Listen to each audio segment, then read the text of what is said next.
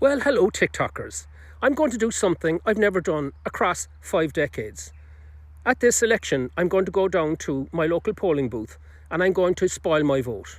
I'm going to spoil my vote to join the hundreds of thousands of other Irish men and women who will do the same thing in an act of defiance and rebuke to this government because it has violated the trust of the people, not just in the recent presidential nomination process, but right back, for example, to June 2024, when it voted for Ireland to join the EU Migration Pact, despite the fact that that should have been put to a vote to the people, a referendum, because it was in the referendum of Lisbon II in 2009 that the Irish people decided to accept the Lisbon Treaty on the basis that we would retain control of our borders, which we no longer do. We've now handed it to, unnamed bureaucrats in Brussels who can decide on what kind of quota we'll get.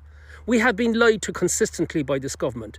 We have been lied to by being told that this will not affect housing, this will not affect infrastructure, it won't put pressure on our schools, and of course that there is no correlation between this recent wave of illegal immigration, and where it's coming from, which is North Africa and the Middle East, from cultures that will not integrate and do not want to assimilate into Irish culture. We all know that's the truth. But it is verboten here to speak about it. That's because the same government, this uniparty, now has control of the Irish media because it is financing it at a rate of 7.5 million a year into the commercial media. Remember, RT is getting 720 million.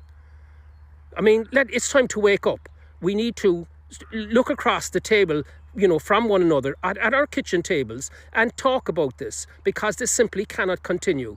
We are being frog marched in a direction we do not want to go in, which has to do with limiting our freedom and civil movements. And there's more to come.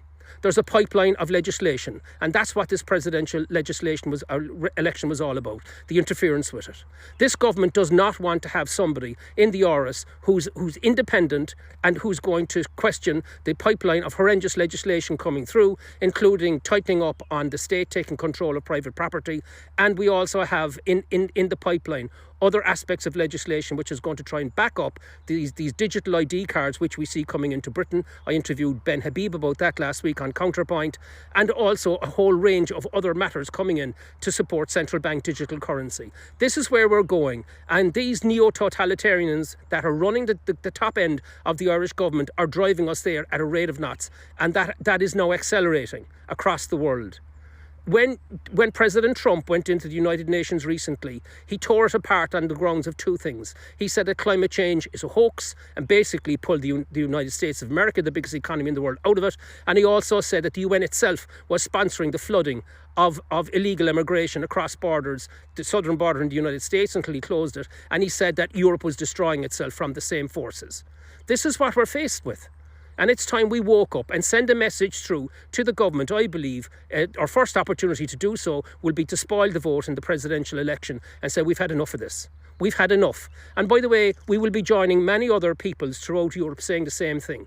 As the Overton window, which is the gap between what's acceptable to the public on the two extremes, left and right, has shifted back towards the centre. We're doing nothing radical here other than exercising our democratic right to spoil the vote, because all spoiled votes are counted, and that's what we're relying upon.